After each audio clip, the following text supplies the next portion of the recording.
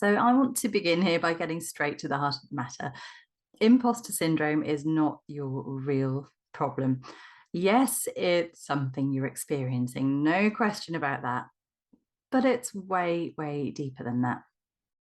So I see what we refer to as imposter syndrome all the time with my clients, in my membership, on social media, all over the place. And I have most definitely experienced it myself.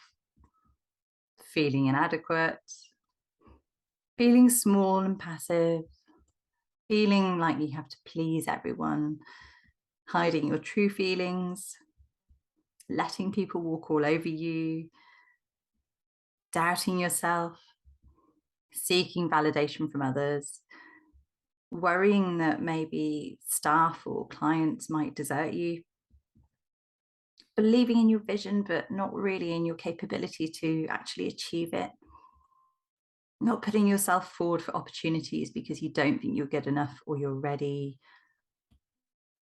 being stuck in a cycle of constant learning, either refreshing your knowledge or adding to it for reassurance and validation, feeling nervous about new calls, or even feeling nervous in your ability to be a good client yourself. Those are some of the classic ways that this shows up, and it's those classic thoughts. I might get found out. I'm not enough of an expert. And I'm not as good as everyone else out there. But it's not helpful to label it as a syndrome. And as I said, it's not the real problem.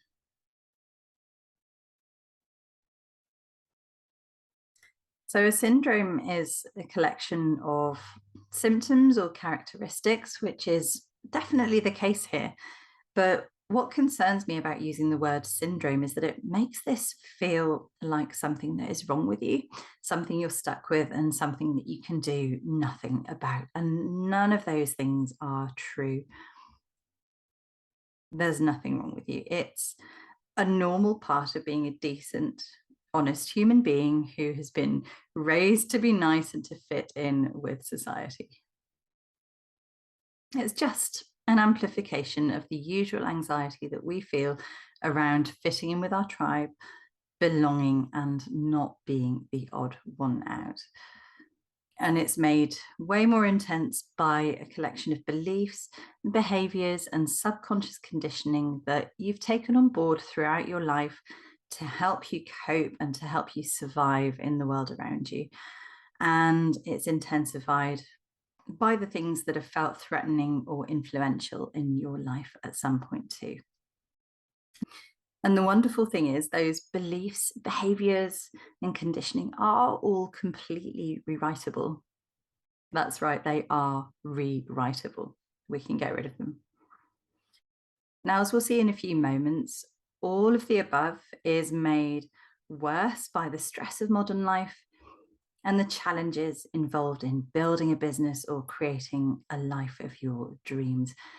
Stress, even if we're not feeling stressed in our modern world, is pretty non-stop. So we'll explore that in a few moments.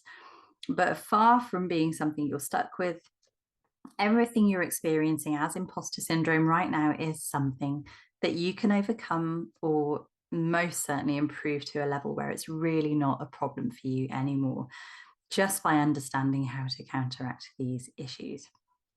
I would imagine that feels like a huge relief already. So go on, take a deep breath, let it all go, and say, yeah, I'm ready to do this. And we're going to do plenty of rewriting to get you to a much, much better place. But that's not quite the full story, because what we really need to do is understand the root cause of all those thoughts, beliefs, and behaviors that you've picked up. And don't worry, we're not going to dig into anything traumatic or unpleasant here, not necessary at all. In fact, the root cause is the very same thing that causes us to continue feeling as though we're at the mercy of all those uncomfortable, unhelpful feelings. It's the fuel to the fire of imposter syndrome and actually of every negative thought, feeling, or behavior that you experience. And it's all to do with how our very human brains work. So take out a pen and paper or prepare yourself to listen very closely to the next bit, the science bit, because this is going to change how you think about those confidence issues for good.